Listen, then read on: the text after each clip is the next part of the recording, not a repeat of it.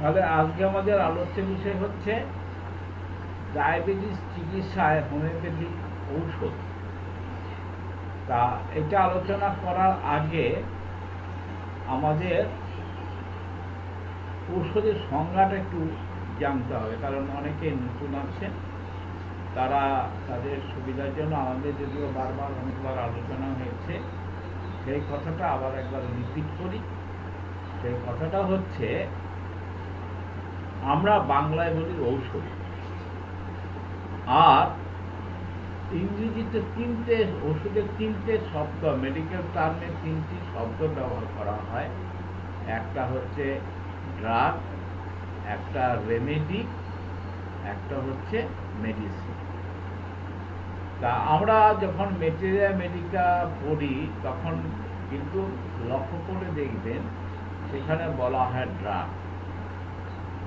তাহলে এর পিছনে একটা কারণ আছে, একটা ব্যাখ্যা আছে। সেটা হচ্ছে, তাহলে আমাদের ডেফিনেশন অফ ড্রাগ, মেডিসিন আর রেমেডি এইটা একটু বিস্তারিতভাবে একটু জানা দরকার।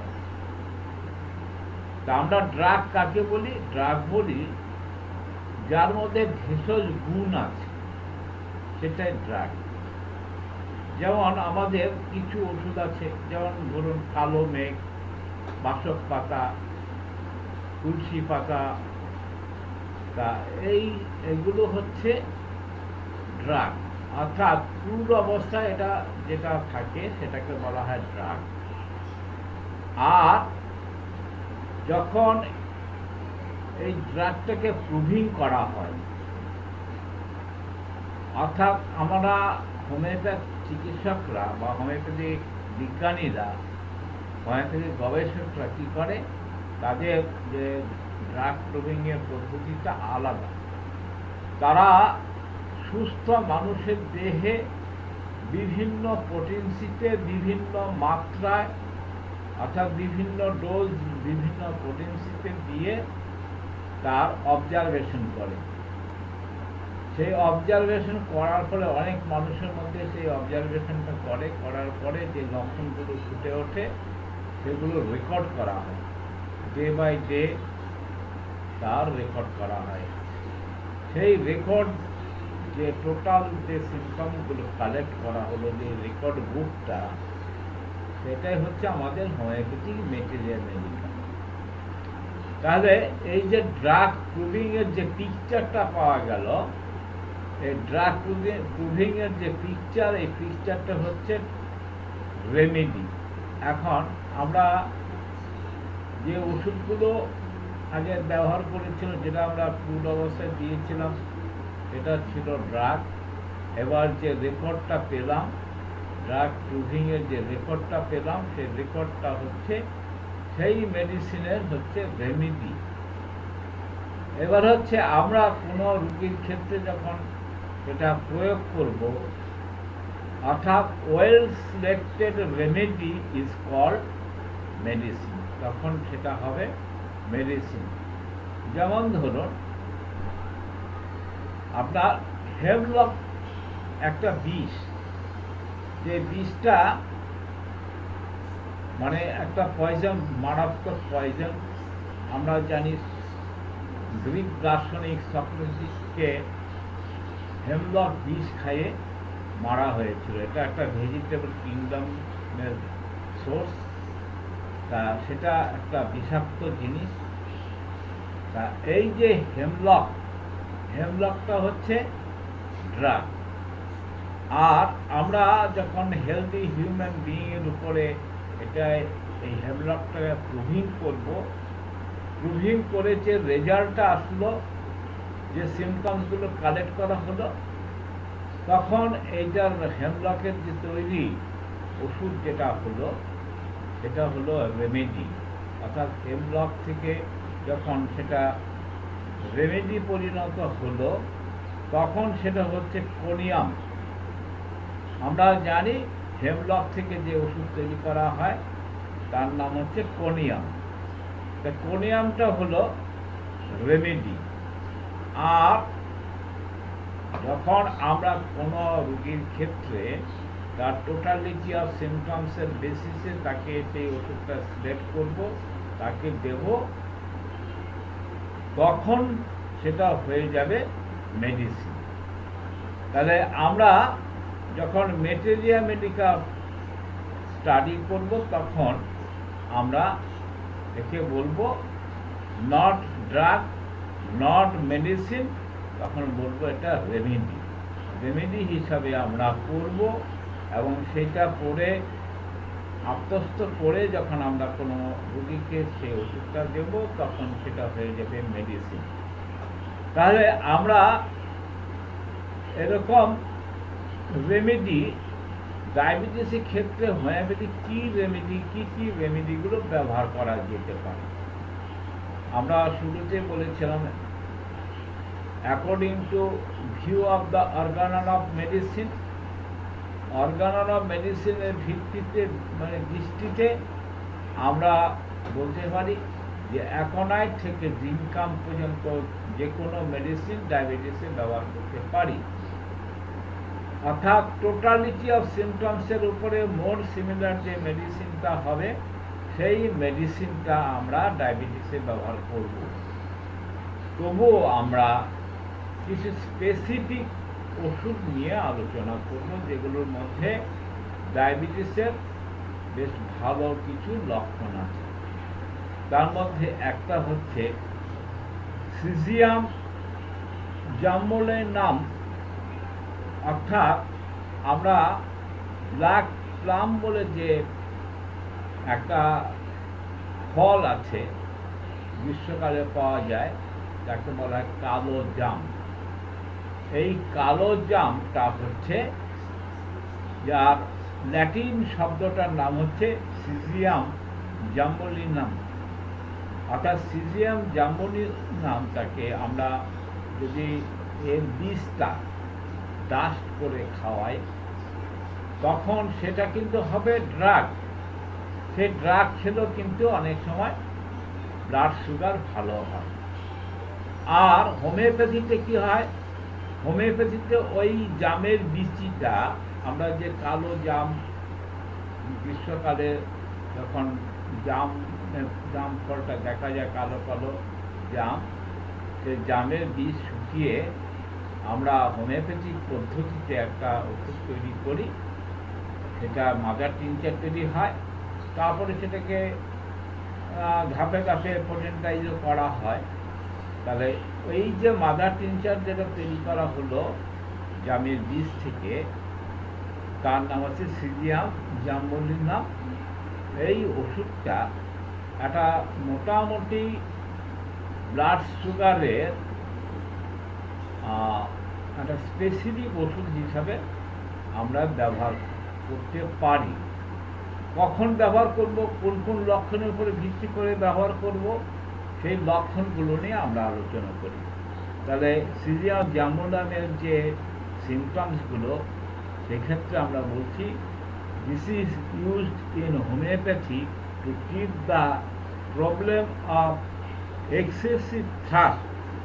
অর্থাৎ যে সমস্ত সুগারের রুগী, ডায়াবেটিসের রুগী কী থাকবে, কী কী লক্ষণের ভিত্তি করে আমরা ওষুধ দেব, হোমিওপ্যাথিক ওষুধ দেব, সেটা হচ্ছে এক্সেসিভ থ্রাস্ট, তার প্রচুর পরিমাণে জল পিপাসা থাকবে, উইকনেস দুর্বলতা থাকবে, আর স্কিনের কিছু ডিজিজ থাকবে, বিশেষ করে স্কিনের একটা আলসার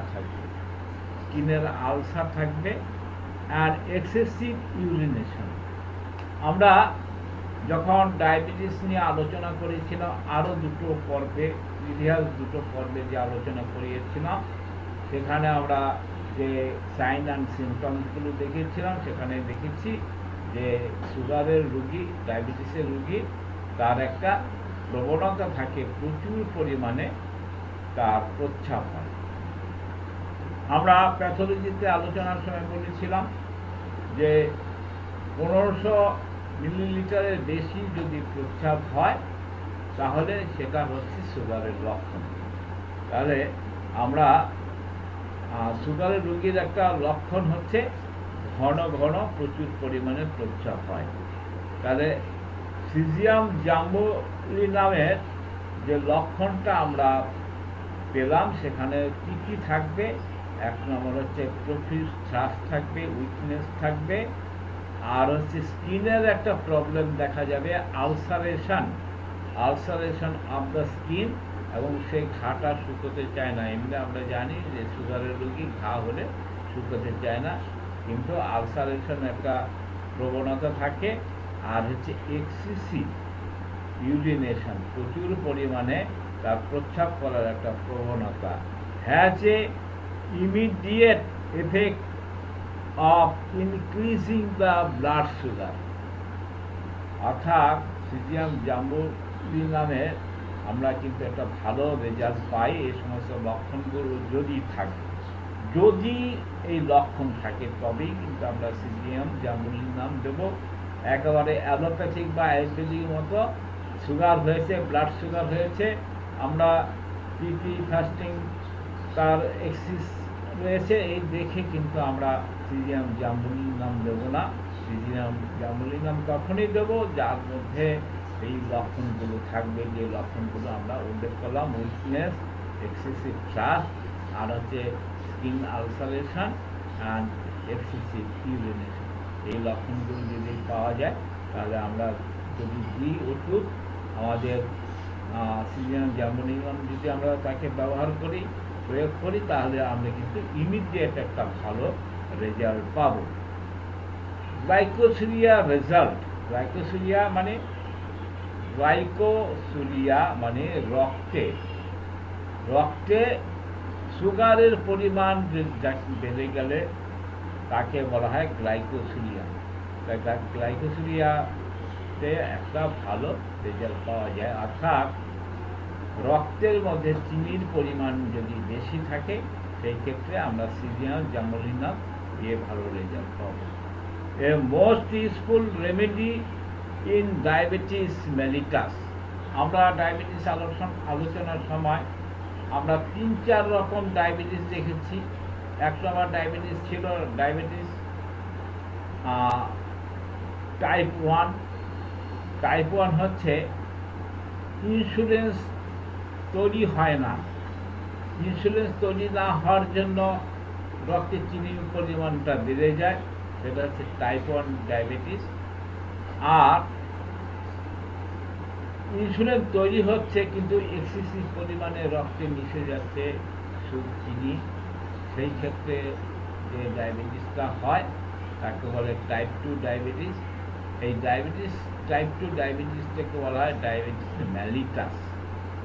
আর একটা ডায়াবেটিস হয় প্রেগনেন্ট লেডিদের, সেটা কারো ক্ষেত্রে দেখা যায় ডিউরিং প্রেগনেন্সি তার ডায়াবেটিস হয়, বাচ্চা প্রসব হওয়ার পরে ডায়াবেটিস অটোমেটিক কমে যায়, এর জন্য কোনো ওষুধ খাওয়ার দরকার হয় না, অটোমেটিক সেরে যায়। তাহলে আমরা অনেক রকম ডায়াবেটিস দেখলাম, কিন্তু আমরা সিজিয়াম জাম্বুলি নাম কখন ব্যবহার করব? সিজিয়াম জাম্বুলি নাম ব্যবহার করব টাইপ 2 ডায়াবেটিসের ক্ষেত্রে, অর্থাৎ ইনসুলিন তৈরি হচ্ছে কিন্তু সাফিসিয়েন্ট পরিমাণে কভার করতে পারছে না, তখন রক্তে চিনির পরিমাণটা বেড়ে যাচ্ছে, সেই ক্ষেত্রে আমরা সিজিয়াম জাম্বুলি নামটা ব্যবহার করব। আচ্ছা, no other remedy cause in so marked degree the diminish and disappearance of sugar in the urine। এই ক্ষেত্রে অন্যান্য ওষুধের থেকে আমার যে সিজিয়াম জাম্বুলি নাম বেশি করে কার্যকরী ওষুধ হিসেবে ব্যবহার করা হয়। সেখানে আরেকটা সিজিয়াম একটা কিছু সিমটমস পাবো, সেটা হচ্ছে prickly heat in upper part of the body. দেহের উপরে অংশে ঘামাচি হয়, গরমের সময় ঘামাচির লক্ষণ থাকবে। তাহলে আমরা সিজিয়াম জাম্বুলি নাম তাকেই দেব যার গরমের সময় দেহের উপরে অংশে ঘামাচি দেখা যায়, small red pimple itch violently. আর কি, আর হচ্ছে ছোট ছোট মানে পিম্পল, লাল রঙের উদ্ভেদ তার স্কিনের মধ্যে দেখা যাবে, এবং সেই উদ্ভেদটা ভায়োলেট ইচিং, প্রচণ্ড রকম চুলকাবে, ভয়ঙ্কর রকম চুলকায়। তাই সেই ক্ষেত্রে আমরা কিন্তু সিজিয়াম জাম্বুলিনাম দেব। আর কি, গ্রেট থার্স্ট, আমরা শুরুতে বলেছিলাম যে সিজিয়াম জাম্বুলিনামের মধ্যে একটা প্রচণ্ড রকম জল পিপাসা থাকে, উইকনেস থাকবে, ইমাসিয়েশন। আরেকটা জিনিস লক্ষ্য করা যায়, সেটা হচ্ছে ইমাসিয়েশন। অর্থাৎ সিজিয়াম জাম্বুলিনাম তাকেই দেবো যে আস্তে আস্তে শুকিয়ে যাচ্ছে। আমরা প্যাথোলজি পড়ার সময় দেখেছি, সেখানে বলা হয়েছিল যে যাদের ডায়াবেটিস হয় তাদের একটা ওবেসিটি টেন্ডেন্সি থাকে। তা এখানে আমরা দেখছি যে ইমাসিয়েশন অর্থাৎ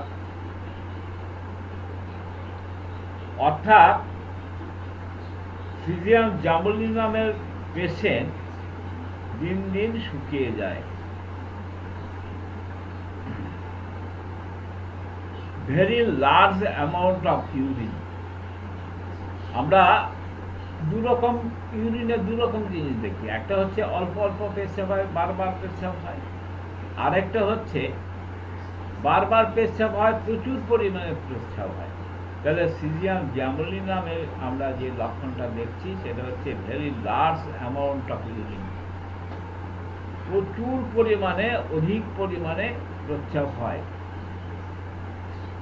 স্পেসিফিক গ্র্যাভিটি হাই।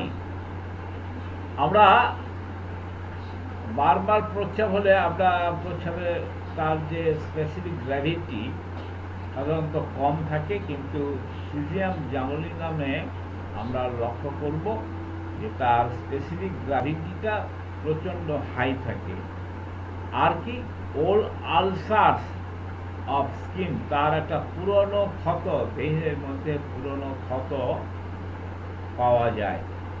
অর্থাৎ যে কোনো স্কিন ডিজিজ, পুরনো ডায়াবেটিস আলসারেশন, এবং সেটা ডায়াবেটিক আলসারেশন বলতে সে আলসারটা শুকোতে চায় না, সহজে শুকায় না। দি seed powder 10 grain 3 times in a day, also the tincture। তাহলে আমরা কীভাবে ব্যবহার করতে পারি? প্রথম হচ্ছে আমরা অ্যাজ এ ড্রাগ হিসাবে ব্যবহার করতে পারি, অর্থাৎ জামের বীজটি থেতো করে পাউডার বানিয়ে সেই পাউডারটাকে 10 গ্রেন মাত্রায়, 10 গ্রেন নট গ্রাম, 10 গ্রেন মাত্রায় আমরা দিনে 3 বার ব্যবহার করতে দিতে পারি। অথবা ওটাকে আমরা হোমিওপ্যাথিক পদ্ধতিতে মাদার টিনচার তৈরি করে সেই মাদার টিনচারটা ব্যবহার করতে পারি। তাহলে এইগুলো আমরা ডায়াবেটিসের যে প্রথমে বলেছিলাম যে অ্যাকোনাইট থেকে জিনকাম পর্যন্ত সমস্ত ওষুধ ব্যবহার করা যেতে পারে as per totality of symptoms, uncommon peculiar symptoms ডায়াবেটিসে। কিন্তু আমরা ডায়াবেটিসের রোগীর ক্ষেত্রে কিছু কিছু ওষুধের মধ্যে কিছু কমন সিমটমস পাই।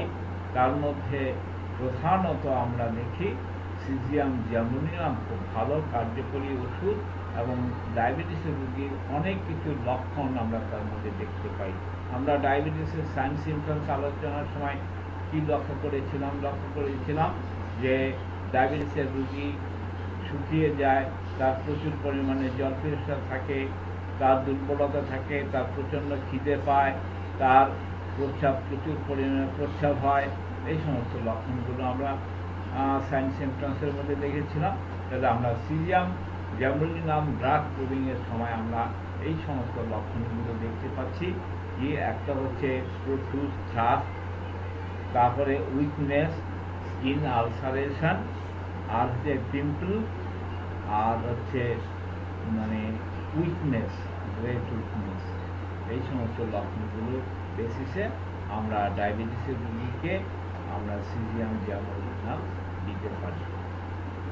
এছাড়া আমাদের আরেকটি ওষুধ, খুব কার্যকরী ওষুধ আছে, টোটালিটি অফ সিমটমসের বেসিসে আমরা আরেকটি ওষুধ ব্যবহার করতে পারি, সেটা হচ্ছে ইউরেনিয়াম নাইট্রিকাম। ইউরেনিয়াম নাইট্রিকাম, তাহলে ইউরেনিয়াম নাইট্রিকাম আমরা কখন দেব, অর্থাৎ কোন লক্ষণের ভিত্তিতে আমরা ইউরেনিয়াম নাইট্রিকাম দেব, সেটা হচ্ছে this is use to treat the problem of excessive urination and nausea। আমরা এক্সেসিভ ইউরিনেশনের সময় আমরা দেখলাম সিজিয়াম জার্মোনিয়াম দেওয়া যেতে পারে, কিন্তু ইউরেনিয়াম নাইট্রিকামে আমরা একটা নতুন লক্ষণ দেখছি। সেই নতুন লক্ষণটা হচ্ছে এর এক্সেসিভ ইউরিনেশনটা আছে, পাশাপাশি তার মধ্যে একটা নসিয়া টেন্ডেন্সি আছে। নসিয়া অ্যান্ড ভমিটিং, দুটোর মধ্যে পার্থক্য আছে। নসিয়া হচ্ছে বমি বমি ভাব, কিন্তু বমি হয় না, আর ভমিটিংটা হচ্ছে বমি হয়ে যাওয়া। তাহলে ইউরেনিয়াম নাইট্রিকামের মধ্যে একটা, যেমন প্রচুর পরিমাণে প্রস্রাবের একটা প্রবণতা থাকে, সেই সঙ্গে কিন্তু তার একটা নসিয়ার টেন্ডেন্সি থাকে, অর্থাৎ তার গা বমি বমি ভাব একটা থাকে। কজেস গ্লাইসোরিয়া আর ইনক্রিজ ইউরিন, তাহলে আর কি ব্লাড সুগার টেস্টে তার যেটা পাওয়া যাবে, দেখা যাবে, সেটা হচ্ছে সুগারে চিনির পরিমাণ অনেক বেশি।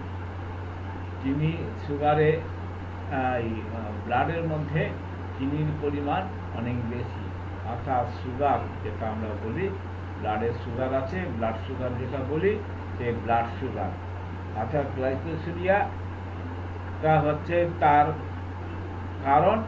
আর হচ্ছে ইনক্রিজ ইউরিন, সেখানে প্রস্রাবটা প্রচুর পরিমাণে হয়।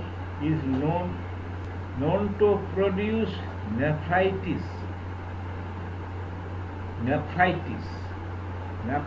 নেফ্রাইটিস কথা মানে হচ্ছে, আমরা গতদিনও বলেছিলাম, এর আগে বারবার বলেছিলাম, যে কোনো রোগকে ডায়াগনোসিস করার একটা সহজ পথ হচ্ছে, আমরা যে অর্গানটা নাম দিয়ে কোনো রোগ থাকবে, সেই অর্গানের পাশে যদি তোমার আইটিস হয়, তাহলে আমরা বুঝবো সেখানে তার সেই অর্গানটার প্রদাহ বা inflammation and irritation of the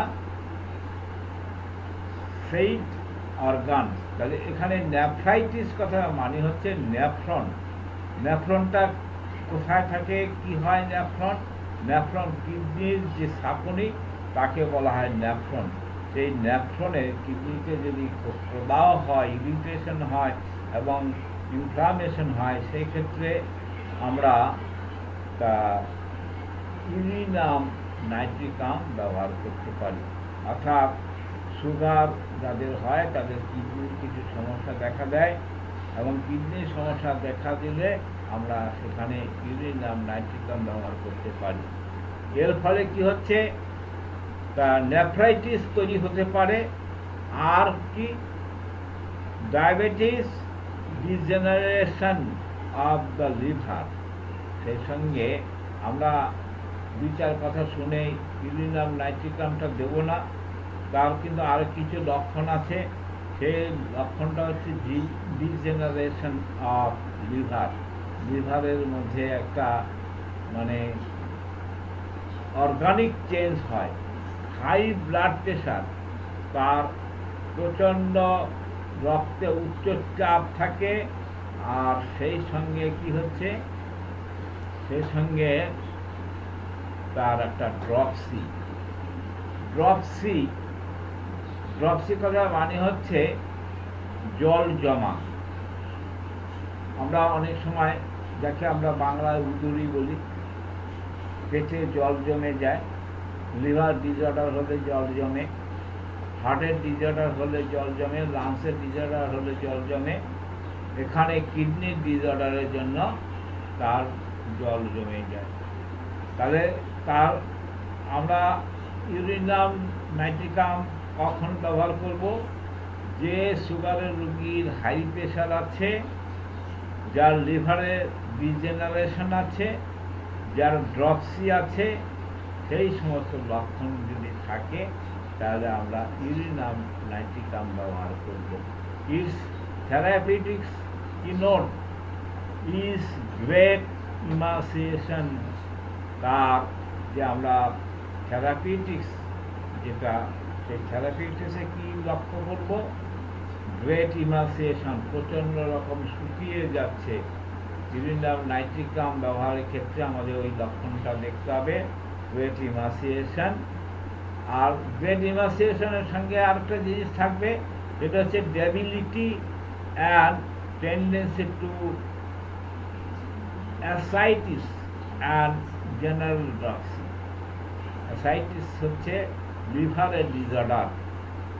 লিভারের ডিসঅর্ডারের সঙ্গে তার একটা জেনারেল ড্রপসি, তার একটা সারা গায়ে চাপ দিলে বসে যায়, অর্থাৎ কি হয়, ইন্টারসেলুলার স্পেসে জল জমে যায়।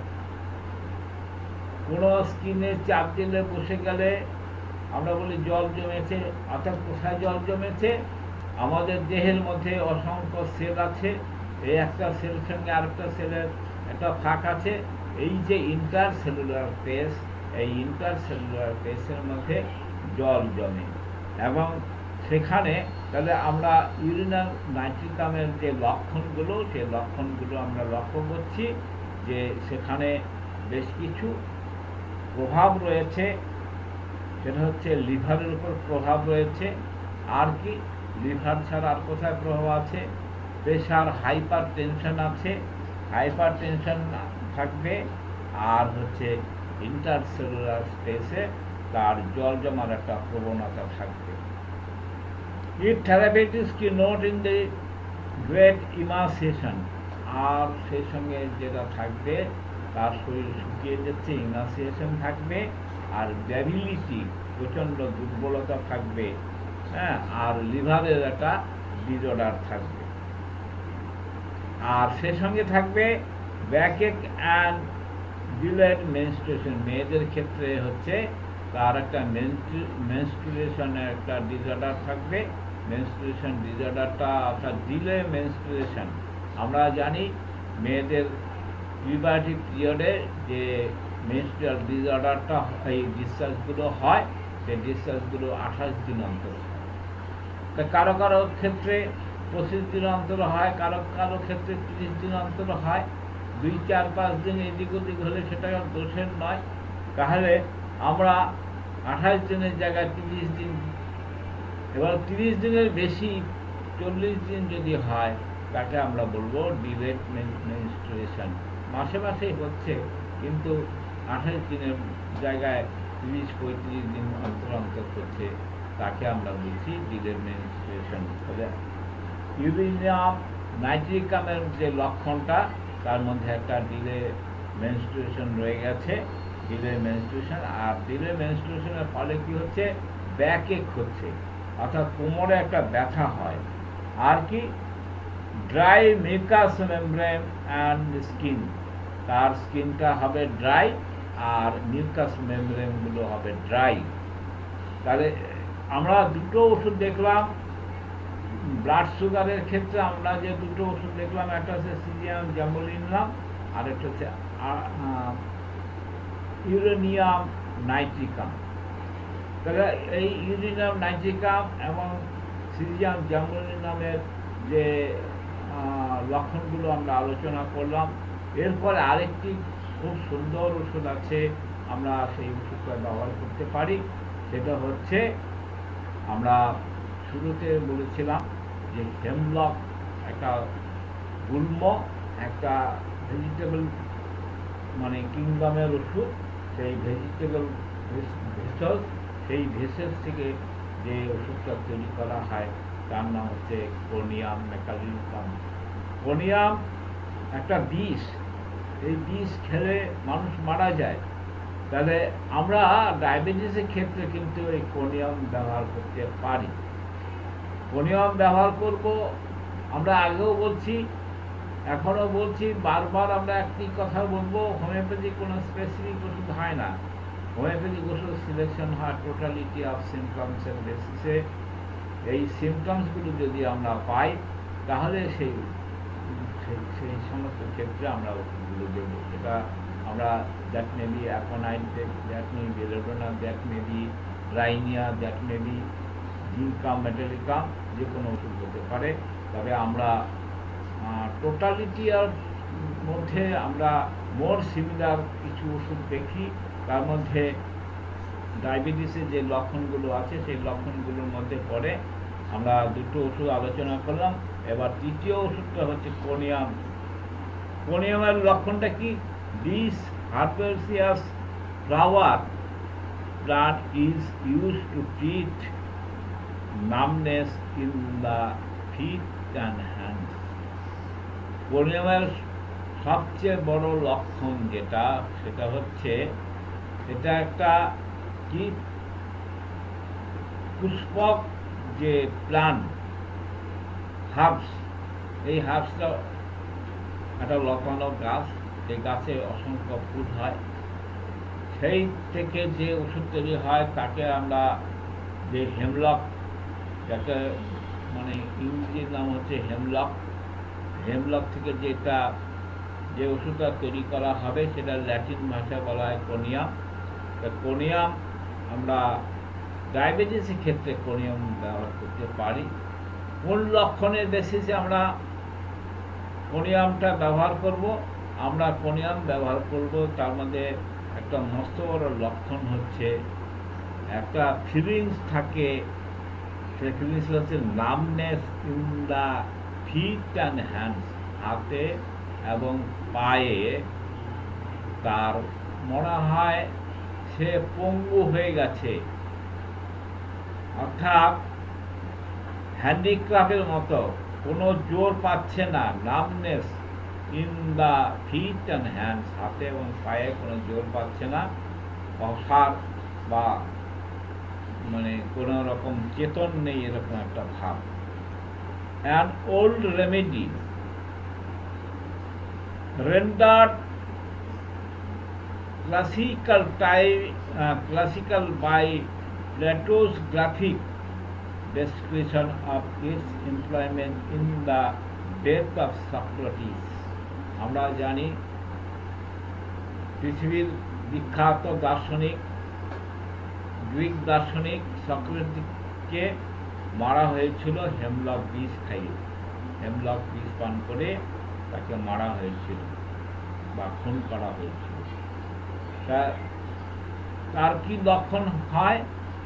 দি ascending paralysis introduce, ending the death by failure of the respiration. কি হয়? প্রথমে হাত পা অবশ হয়ে যায়। এটা খেলে কি হয়? হাত পা অবশ হয়ে যায়, প্যারালাইজড হয়ে যায়, সমস্ত শরীর অবসন্ন হয়ে যায়। তাহলে এটা হচ্ছে র অবস্থা খাওয়ালে এগুলো হয়, আর্টিফিশিয়াল অর্থাৎ ড্রাগ ফুডিংয়ের সময় পাওয়া যায়। আমরা এরকম লক্ষণ যদি কোনো ডায়াবেটিসের রুগীকে দেখি যে তার হাত পা অবশ হয়ে যাচ্ছে, প্যারালাইজড হয়ে যাচ্ছে এবং তার শ্বাসকষ্ট হচ্ছে, রেসপিরেটরি ট্রাবল দেখা দিচ্ছে, সেই ক্ষেত্রে আমরা ডায়াবেটিসের রুগীকে কোনিয়াম দেব। আর কখন কি থাকবে তার সঙ্গে? So the ultimate tendency of many symptoms produced in the proving, for which conium is an excellent remedy, such as difficult gait, trembling, sudden loss of strength while walking. অর্থাৎ কোনিয়ামের রোগীর মধ্যে কি একটা দেখা যাবে? হঠাৎ করে তার হাত পায়ে কোনো জোর পাচ্ছে না, হাত পা কাঁপছে, থরথর করে কাঁপছে, এরকম একটা প্রবণতা তার মধ্যে দেখা যাবে। পেনফুল স্টিফনেস অফ লেগস, অর্থাৎ পায়ে যন্ত্রণাদায়ক, পেনফুল স্টিফনেস, যন্ত্রণাদায়ক একটা আড়ষ্ট ভাব থাকবে পায়ে। শ্বাস, a condition is often found in old age. এটা বয়স্ক লোকদের মধ্যে বেশি দেখা যাবে। আর কি, এ time of weakness, languor, local congestion and sluggishness. This is the special environment of the conium used to manifest its action. এইটা হচ্ছে কোনিয়াম সিলেকশনের যেটা আমরা বলি গাইডলাইন সিমটমস বা রেড লাইন সিমটমস। আর কি দেখা যাবে? আর দেখা যাবে ডেবিলিটি থাকবে, তারপরে হাইপোকন্ড্রাইসিস। হাইপোকন্ড্রাইসিস কথার মানে হচ্ছে আমাদের যে অ্যাবডোমেনের ল্যাটারাল সাইজের একটা ইরিটেশন হয়। আর কি, ইউরিনারি ট্রাবল, প্রস্রাবের সমস্যা, নানা রকম সমস্যা। Growth of tumours invite it also. আর একটা হচ্ছে তার বিভিন্ন গ্ল্যান্ডের মধ্যে টিউমার হওয়ার একটা প্রবণতা থাকে। আর সেক্সুয়াল ডেবিলিটি থাকবে, অর্থাৎ যৌন কার্য করার ক্ষমতা হ্রাস পেয়ে যায়।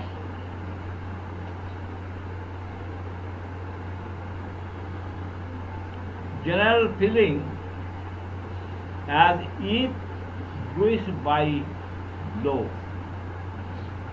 আমরা অনেক সময় গা হাত পা টিপি, টেপার সময় সেখানে তার একটা অনুভূতি হয় ব্রুইসনেস কথা মানে হচ্ছে থ্যাতলানো ব্যথা। ব্যথার অনেক ক্যারেক্টার আছে। তাহলে কোনিয়ামের যে চাপার সময় কোনো গা মাংসপেশি যদি চাপা হয়, জোরে লো করা হয়, তখন তার একটা ব্রুইসনেস ফিলিং হয়, অর্থাৎ থ্যাতলানো একটা ব্যথা অনুভব হয়। এটা ওল্ড অ্যান্ড ব্যাচেলার্স তাদের ক্ষেত্রে বেশি দেখা যায়। যারা অবিবাহিত চিরকুমার যারা, তাদের ক্ষেত্রে বেশি দেখা যায়। আর বয়স্ক লোকদের বেশি দেখা যায়। গ্রোথ অফ টিউমার, তার একটা টিউমার হওয়ার একটা প্রবণতা থাকে দেহের মধ্যে। কোন সময় হয়? In the morning in bed, বিছানা, সকালে যখন বিছানা থাকে তখন এটা বেশি দেখা যায়। Weakness of body and mind, শারীরিক এবং মানসিক প্রচণ্ড দুর্বলতা থাকে। ট্রেমলিং, হাত পা কাঁপে। অ্যান্ড প্যালপিটেশন, অর্থাৎ বুক ধরপড় করে। ক্যান্সারাস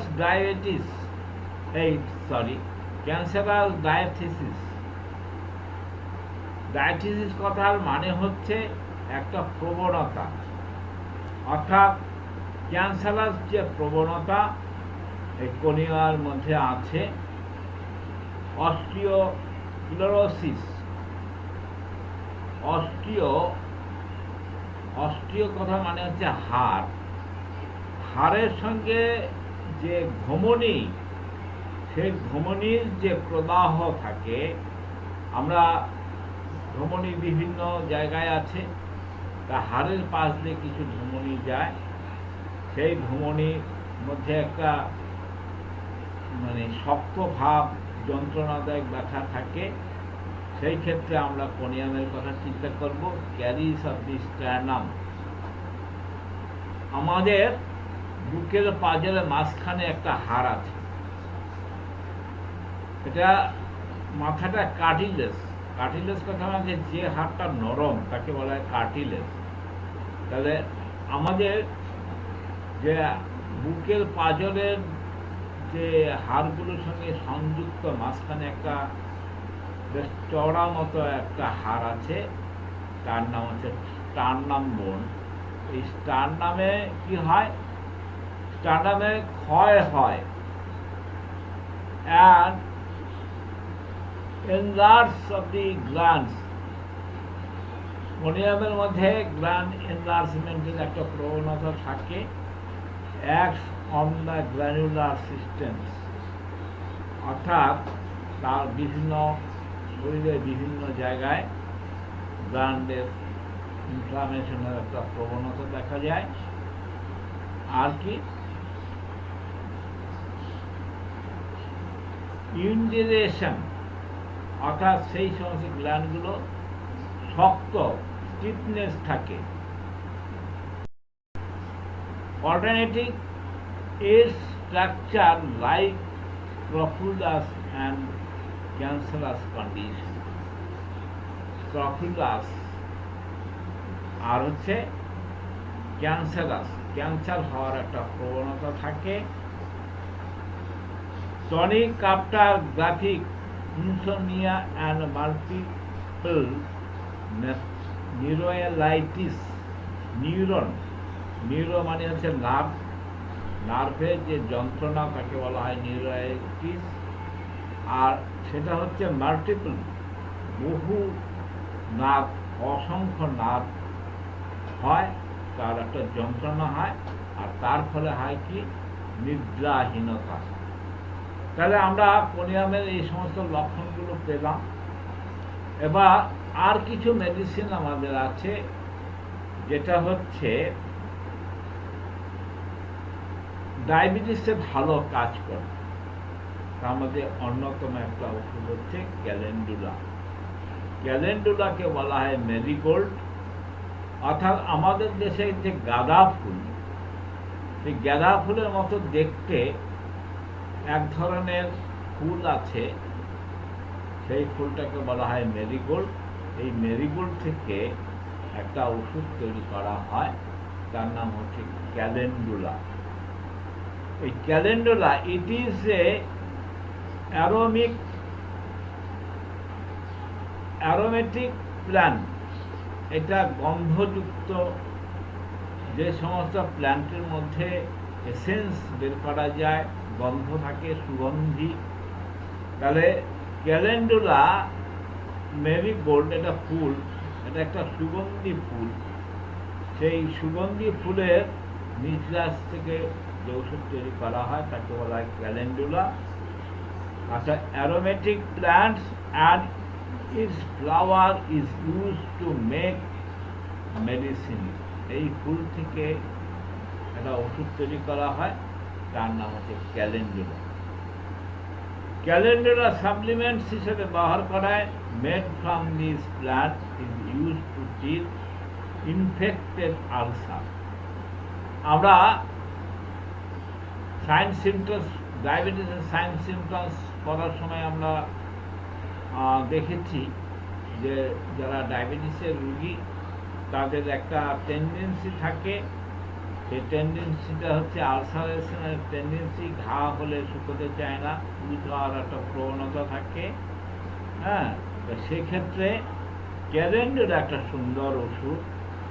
ইনফেক্টেড আলসার ক্ষেত্রে ক্যালেন্ডুলা খুব ভালো কাজ করে। A most remarkable healing agent. Calendula হচ্ছে একটা মারাত্মক রকম মোস্ট রিমার্কেবল হিলিং এজেন্ট, অর্থাৎ আরোগ্য সাধনকারী একটা ওষুধ।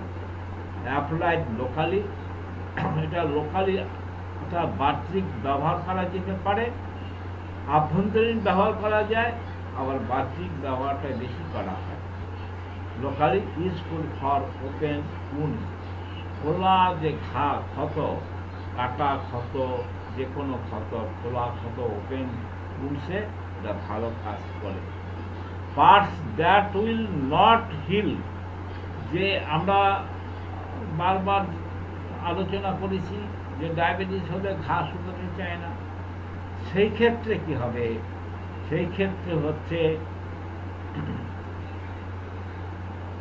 ক্যালেন্ডুলা মাস্ট মানে হিল, সেটাকে আরোগ্য করবে। কি আরোগ্য করবে? আলসার বা এই ধরনের কিছু। Promotes healthy granulation and rapid healing by fast infection. কোনো ইনফেকশন হলেও ক্যালেন্ডুলা তার হিলিং পাওয়ার আছে, সে আরোগ্য করতে পারে, নিরাময় করতে পারে। constitutional tendency to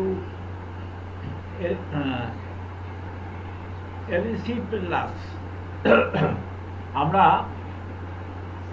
এক ধরনের স্কিন ডিজিজ দেখি, আমরা বাংলায় যাকে বলি নারাঙ্গা বা পোড়া নারাঙ্গা বা নারাঙ্গা, ইংরেজিতে বলা হয় এরিসিপিলাস। এটা এক ধরনের স্কিন ডিজিজ, মানে কারো শরীর যদি পুড়ে যায়, পুড়ে গেলে যেরকম ফোসকা হয়, দগদগে ঘা হয়, এই পোড়া নারাঙ্গা তেমনি। মানে পোড়া নারাঙ্গা কথাটা শব্দটা এসছে পোড়া রোগীকে দেখতে যেরকম, পোড়া রোগীর যেরকম একটা জ্বালা আছে, এই পোড়া শব্দ থেকে এসছে পোড়া নারাঙ্গা। নারাঙ্গা হচ্ছে এক ধরনের স্কিন ডিজিজ, সে মানে শরীর পুড়ে গেলে যেরকম তার দগদগে ঘা হয়, ফোসকা পড়ে, জ্বর ফোসকা পড়ে, সেরকম হয়। আর জ্বলে পুড়ে যায়, অর্থাৎ কোনো বার্ন হলে যেরকম শরীর পুড়ে যায়, সেরকম তার একটা অনুভূতি হয়। সেই জন্য এই রোগটার নাম হচ্ছে পোড়া নারাঙ্গা। এই পোড়া নারাঙ্গার ক্ষেত্রে ক্যালেন্ডুলা একটা খুব ভালো medicine. Pain is excessive and out of all proportion of the injury। যে কোনো ইনজুরি, কোনো ক্ষত হলে এখানে আমরা ক্যালেন্ডুলা ব্যবহার করতে পারি। Great disposition to take cold, তার মধ্যে আরেকটা প্রবণতা আছে, great disposition to take cold, চট করে সর্দি কাশি লেগে যাওয়ার একটা প্রবণতা থাকে, specially in the damp weather. বিশেষ করে ড্যাম্প ওয়েদারে তার সর্দি কাশি লাগার একটা প্রবণতা থাকে। আর কি, প্যারালিসিস আফটার অ্যাপোপ্লেক্সির পরে তার একটা প্যারালিসিস হওয়ার একটা প্রবণতা থাকে। ক্যান্সার হওয়ার একটা প্রবণতা থাকে। As in intercurrent remedy has remarkable power to produce local evolution and help to make acrid discharge healthy and free cold hand. কি হচ্ছে অ্যাক্রিক, হাজাকর যে সমস্ত ডিসচার্জগুলো বেরোয়, সেই ক্ষেত্রেও আমাদের ক্যালেন্ডুলা খুব ভালো ওষুধ, ভালো কাজ করে। And healthy and free. আর কি, কোল্ড হ্যান্ড, তার হাতটা থাকে ঠান্ডা। এই সমস্ত ক্ষেত্রে আমরা ডায়াবেটিস রোগীকে আমরা ক্যালেন্ডুলা দিতে পারি। ক্যালেন্ডুলা আমরা ইন্টারনালও দিয়ে থাকি, এক্সটার্নালও দিয়ে থাকি। তাহলে আমরা যদিও আমাদের হোমিওপ্যাথিতে ডায়াবেটিস না, কোনো রোগের কোনো স্পেসিফিক ওষুধ হয় না, আমরা রোগ নিরাময় করি টোটালিটি অফ সিমটমসের বেসিসে। সুতরাং ডায়াবেটিসের ক্ষেত্রেও আমরা একই ফর্মুলা প্রয়োগ করব, অর্থাৎ টোটালিটি অফ সিমটমসের বেসিসে আমরা মেডিসিন সিলেক্ট করব। যে সমস্ত ওষুধগুলি ডায়াবেটিসের ক্ষেত্রে কমন সিমটমস দেখা যায়, সেগুলো নিয়ে আজকে আমরা আলোচনা করলাম, এবং তার যে থেরাপিউটিক হিন্টসগুলো নিয়ে আলোচনা করলাম। আপনারা মোটামুটি মাথায় সবসময় রাখতে হবে যে আমরা we treat the patient not disease. Allopath treat the disease not patient, homeopath treat the patient not disease. আমরা চিকিৎসা করি টোটালিটি অফ সিমটমসের বেসিসে। যেই রোগীর ক্ষেত্রে আমরা মোর সিমিলার সিমটমসগুলো পাবো, সেই মেডিসিনগুলো আমরা সিলেকশন করব, সেগুলো আমরা অ্যাপ্লাই করব। আমরা আজকে আলোচনা করলাম বিভিন্ন রকম সিমটমস নিয়ে, অর্থাৎ আমরা সিজিয়াম জামুটির নাম নিয়ে আলোচনা করলাম, পিরিনাম নাইটিগ্রাম নিয়ে আলোচনা করলাম, কোনিয়াম নিয়ে আলোচনা করলাম, আর ক্যালেন্ডুলা নিয়ে আলোচনা করলাম।